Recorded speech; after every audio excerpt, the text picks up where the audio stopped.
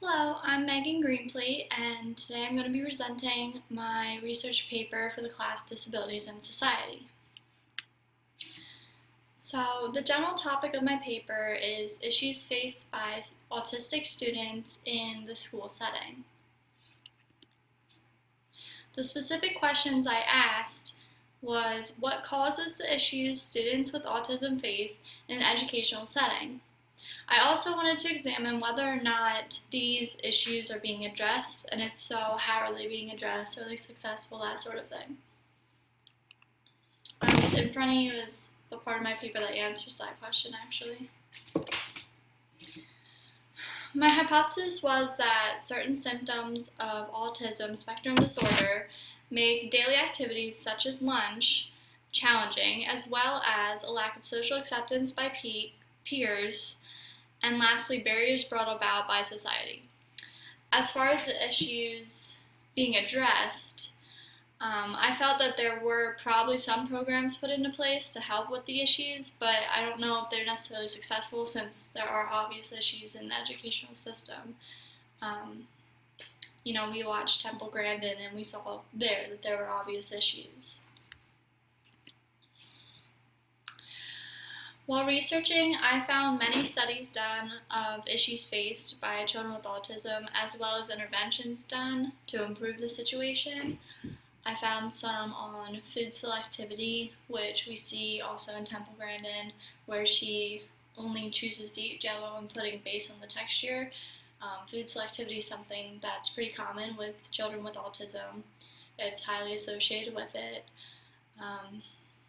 I also looked at some studies on the lack of empathy, or what appears to be a lack of empathy in these children, and how that affects them and causes issues. We find a lot of times that these students get bullied because they have a lack of empathy, or they appear to have a lack of empathy, whether they do or don't. I also looked a lot at the social interactions with peers, and there's actually a lot of different interventions that can be done to help with that. Most of them are just getting those students involved in peer groups and getting them friends and teaching them what's an appropriate interaction and what's not, and how different communication looks between friends versus adults and that sort of thing. And then lastly, I looked at different studies found on societal barriers. So one of the big ones I looked at was after school care for these children, because just like any other child, parents might have to work and can't pick up their students right away. Well, these children need this after school care, and many times it's not available. So that's just another barrier put in place, that it's not the children's fault, but because of it, they may not be able to get the proper education. So what you're looking at is my conclusion, or part of my conclusion, for my research paper. My conclusion was that certain characteristics of autism, lack of peer social acceptance, and societal barriers were indeed the causes of many issues that are faced in the educational system. I found that the issues stemming from the first two causes, so certain characteristics of autism and a lack of peer acceptance, have many interventions that can be done to help with that. As for the societal barriers, there are also things to do with that, but I think that's not necessarily interventions, that's more just creating an awareness to society that there are these issues, such as after-school care. The main difficulty I encountered with this research was finding sound sources on autism and studies on autism that did not deal with social interactions. Most of the studies are done on the peer interactions and peer acceptance of these students, and that's because social interactions is one of the biggest and well-known issues faced by children with autism. So, there's a lot of material out there that focuses solely on that. With my research paper, though, I needed different studies on the other problems that they face as well, and I found it sort of challenging to find that. I did eventually find some, fortunately, though. I just had to dig a little bit deeper and try and think outside the box with what I was searching. So This information ties into class in multiple ways. One way is the sociological importance. Obviously, this is a class about sociology, and so I have in front of me, or in front of us, what I wrote about that, what the sociological importance is. In addition to that, though, I felt it related back well with the social model that we learned about.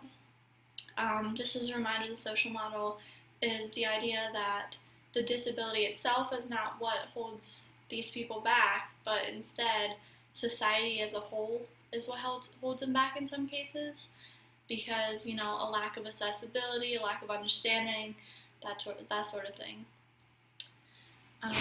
In addition, like I already said, my paper ran parallel with the film Temple Grandin that we watched. She is diagnosed with autism, as we know, and we got to visually see her issues that she had personally with going through school in the school system.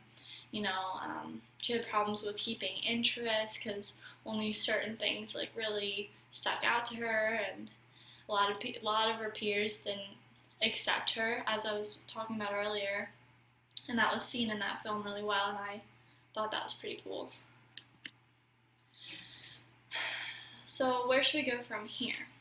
Well, I think the biggest thing for disability rights from here is just advocating it and making people more aware of it, just getting it out there that there are still issues faced, and, you know, it's not equal. There might be laws in place that should make it equal, but that doesn't mean it is.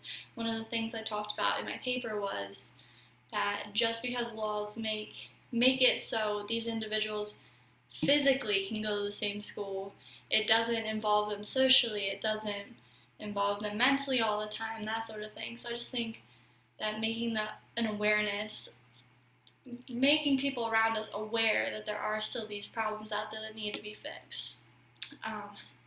You know, in addition, I always think that education on disabilities needs to be taught at a younger age, or just taught in general. This is my first disabilities class, and I'm in college and I had to choose to take it, whereas I think that there needs to be classes in elementary school teaching about it, you know, teaching that it's okay to be friends with someone who's disabled. It doesn't mean anything. There's not a negative stigma with it like a lot of people think, and I think that if you were taught at a younger age to be more accepting and understanding of it, things would be a lot better for them, because I think a large problem is just ignorance about it in general. And, you know, if there wasn't that ignorance there, I think a lot of the problems would go away or would get addressed. So, you know, like I said, just advocating it, making people aware, and hopefully education would really improve a lot of the problems. So, that's all I have to say. Thank you very much for listening.